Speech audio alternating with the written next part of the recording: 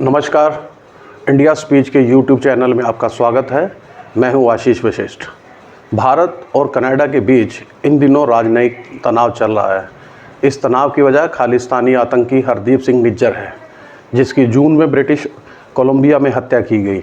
Canada के प्रधानमंत्री Justin Trudeau ने निज्जर की हत्या का आरोप भारत पर लगाया, जबकि भारत ने खालिस्तानी आतंकी की हत्या में हाथ होने से इनकार कर दिया। दोनों देशों के बीच इस तरह एक खालिस्तानी आतंकी को लेकर विवाद पैदा हुआ, जो अभी भी बरकरार है।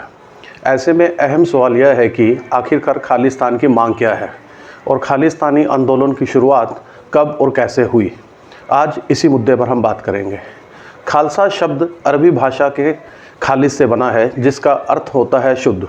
गुरु गोबिंद सिंह ने 1699 में खालसा पंथ की स्थापना की थी।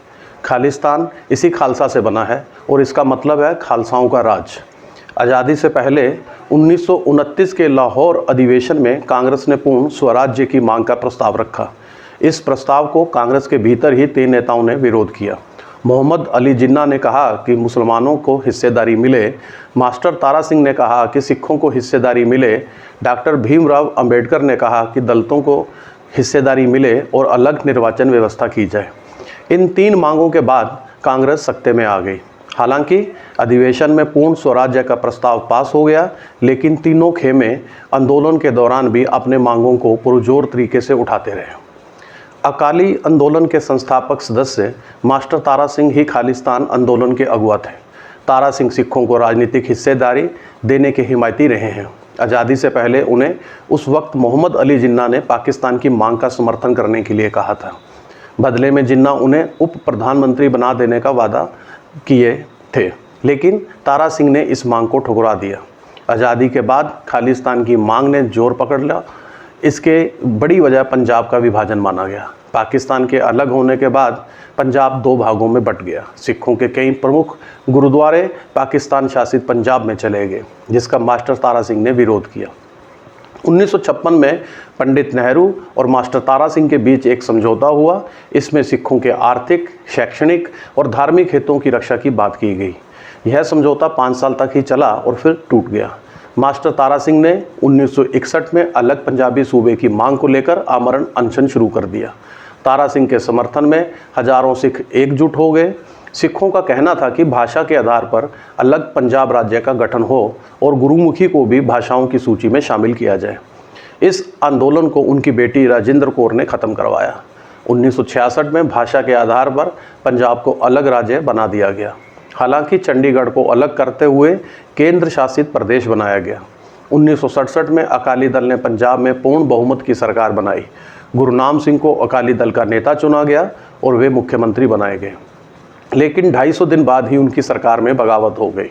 लक्ष्मण सिंह गिल के नेतृत्व में 16 विधायकों ने अलग गुट बना लिया। इस गुट को कांग्रेस ने समर्थन दिया। पंजाब में 1971 तक राजनीतिक उथल पुथल का दौर जारी रहा। 1971 में बांग्लादेश विभाजन के बाद पंजाब में इंदिरा गांधी को ज़बरदस्त समर्थन मिला।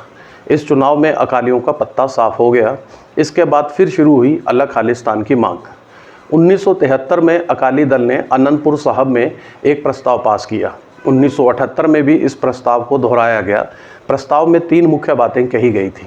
पहली ये कि पंजाब को जम्मू कश्मीर की तरह स्वायत्ता मिले, सिर्फ रक्षा, विदेश, संचार और मुद्रा पर केंद्र का दखल रहे। दूसरी, केंद्र शासित प्रदेश चंडीगढ़ को पूरी तरह से पंजाब को सौंप दिया जाए। और तीसरा प्रस्ताव यह था कि पूरे देश में गुरुद्वारा समिति का निर्माण हो और सिखों को सेना में अधिक जगह मिले।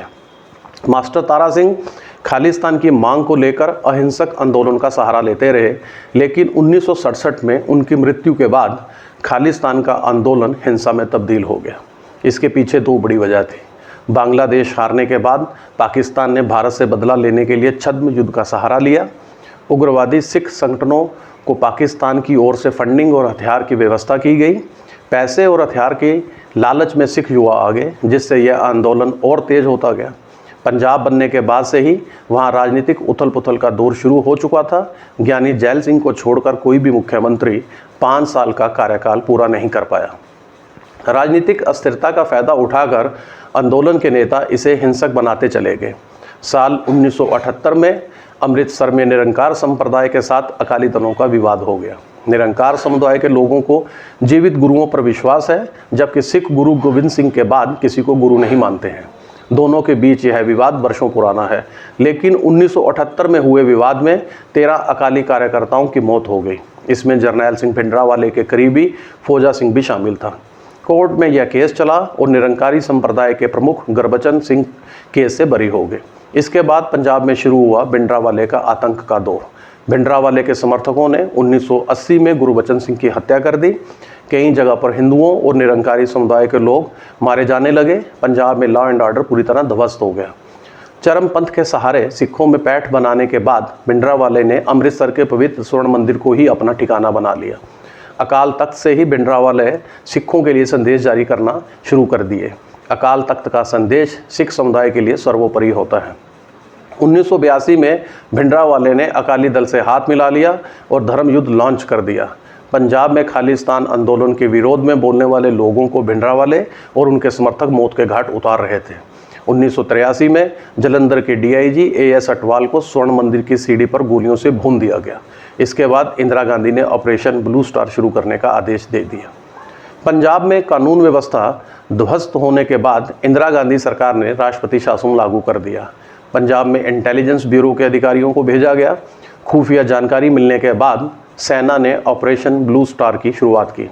इस ऑपरेशन में स्वर्ण मंदिर के भीतर सेना के टैंक को दाखिल करा दिया गया।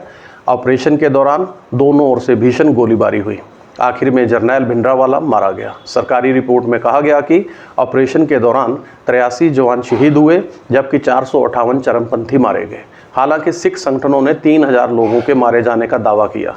सिख संगठन का कहना था कि इस ऑपरेशन में आम नागरिकों की भी मौत हुई है। इस ऑपरेशन के बाद इंदिरा गांधी का जमकर विरोध हुआ। कैप्टन अमरिंदर सिंह समेत कई सिख नेताओं ने पार्टी से इस्तीफा दे दिया। ऑपरेशन ब्लू स्टार के बाद बब्बर खालसा और अन्य आतंकी संगठन सक्रिय हो गए। ऑपरेशन के कुछ महीनों बाद ही प्रधानमंत्री इंदिरा गांधी की हत्या कर दी गई। उनकी हत्या में उनके सुरक्षा बल में शामिल 2 सिख जवानों ने की। इंदिरा गांधी के अलावा पंजाब के तत्कालीन मुख्यमंत्री बेअंत सिंह की हत्या 1995 में कर दी गई। बेअंत सिंह कार से एक कार्यक्रम में जा रहे थे। उसी वक्त एक सुसाइड बम से उन पर अटैक किया गया था। 1987 में भारत के पूर्व आर्मी चीफ जनरल एएस वैद्य को भी गोलियों से भून दिया गया। कनाडा से लंदन होते हुए भारत आने वाली एयर इंडिया के विमान कनिष्क को 1986 में उग्रवादियों ने हवा में ही उड़ा दिया। इस हमले में 329 लोगों की मौत हो गई। साल 1992 में इसी मुद्दे को अकाली दल के प्रमुख नेताओं ने औपचारिक रूप से उठाया। इस विषय में उन्होंने 22 अप्रैल 1992 को संयुक्त राष्ट्र महासचिव को एक ज्ञापन भी सौंपा।